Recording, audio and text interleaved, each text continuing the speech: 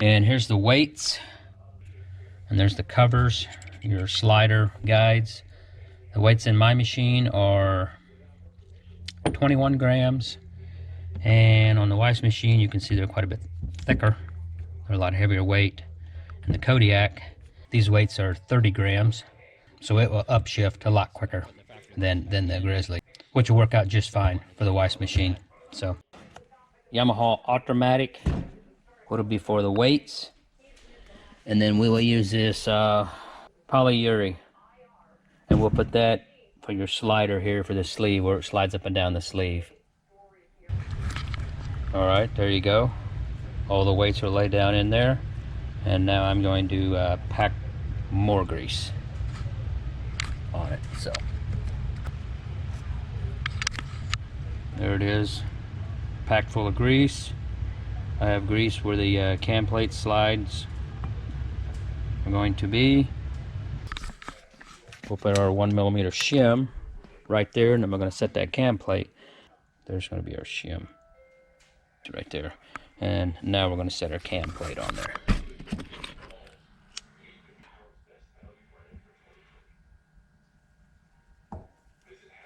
So we know we have our shim right there. So, okay.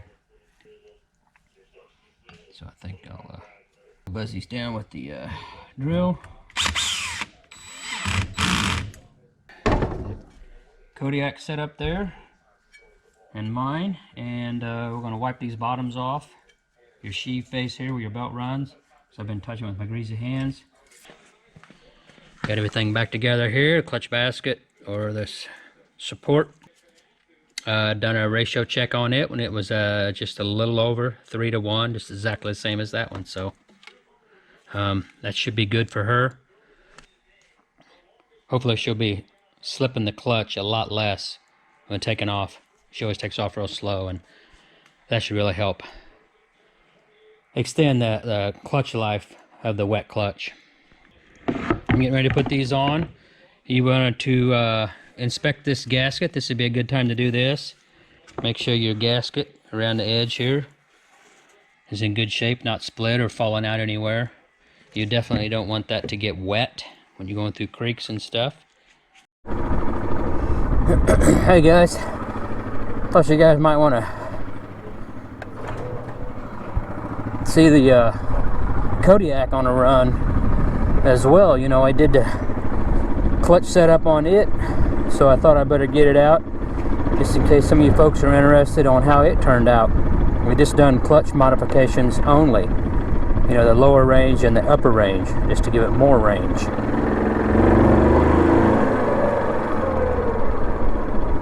You know, no engine mods.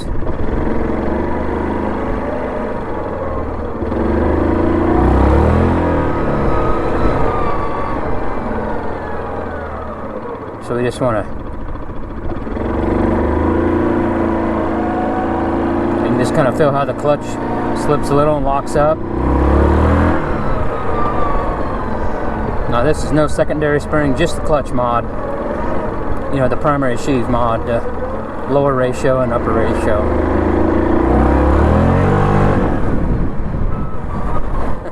Not too bad.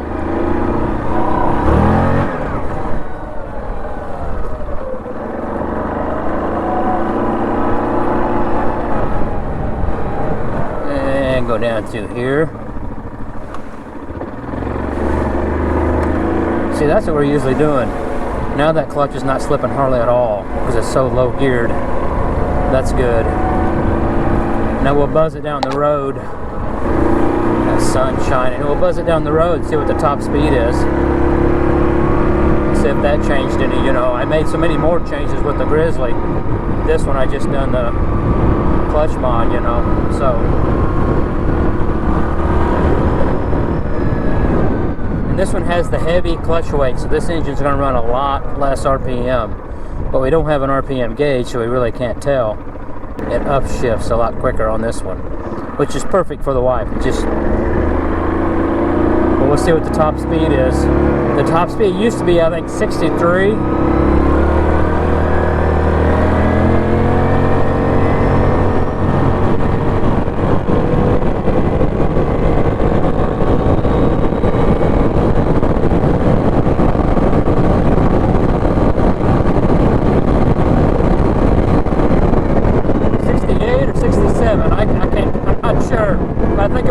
rev limiter right at 72, which I have the rev limiter moved on my machine.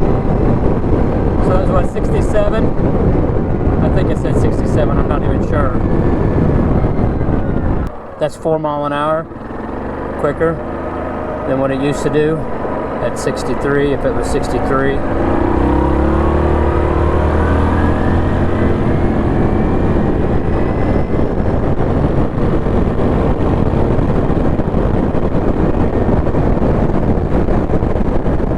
It's so windy right now.